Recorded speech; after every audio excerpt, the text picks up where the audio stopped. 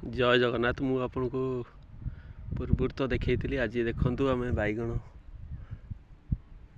चाष विषय जाना केमी कौन हो केते दिन भितर तली बिलरे लग सार दिज्व कोड़ा खुसा हम से विषय आज जाना आसतु फार्म टेक रे आज बैगण चाष विषय जाना। ये देखु गोटे बिल लगी पाखापाखि 4 गुंठ खंडर बैगण बिल लगी देखिपे बिल टी गछ बर्तमान बेसी बड़ होनी छोटिया छोटिया गछ हो देखु गछ बड़ हो छोटिया छोटिया गछ अच्छी बर्तमान प्राय गछटी 1 मास हो लगी गछ तली जिते 3 इंच रही आणिकी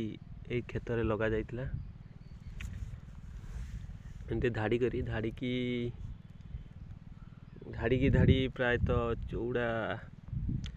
हूँ 2.5 फुट अच्छी आउ मंदा को मंदा से 2 ରୁ 2.5 फुट भितर अच्छी कारण बैगण गछ जो बड़ हो झंका हम गछटी कभर करदेव पूरा बिलटी को तेणिक टे छड़ा छड़ा लगा जाए ना बैगण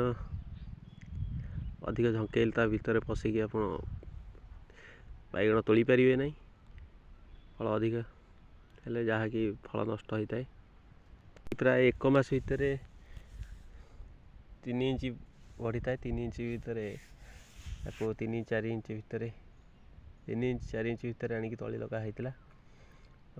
लगेला बेले दिखाई आमर खत सार डीएपी दिहाई लगा होता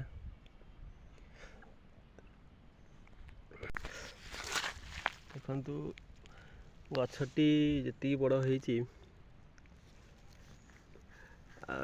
ठीक गछर 15-20 दिन लगे 15-20 दिन पर सार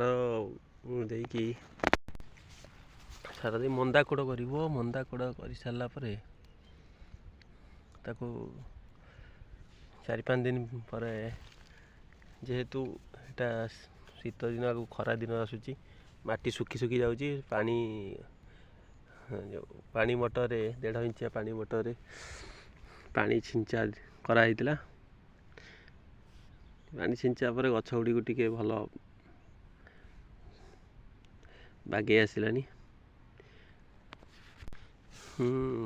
सार दे मंदा कोड़ कलापर प्रायतः 1.5 मासकर गछ है पानी छिंचा दिखाई शीत दिन माटी सुखी जाऊँगी आपरे खरा दिन आसूची एवं खरा है माटी सुखी जाऊँगी तेणु पानी छिंचा देले गछटी ठीक सारटा भेदी जाऊँगी भेदी गलापर सार ठीक टाणुची गछ गछ भल बागे ग्रोथ करुच्ची गछ यापर धाड़ी धाड़ी कोड़ा खुसा करी छाड़ी दिज्व पुणी किछि दिन पर 10-15 दिन पर आ टिके गछ बढ़ीगला माटी पुणी सार दे माटी गोई करदेव माटी मूल को हुड़ा करदेव गोई करदेले खरा दिन बेलू पानी देवाई सुविधा हो मझे हाँ मझे भी आम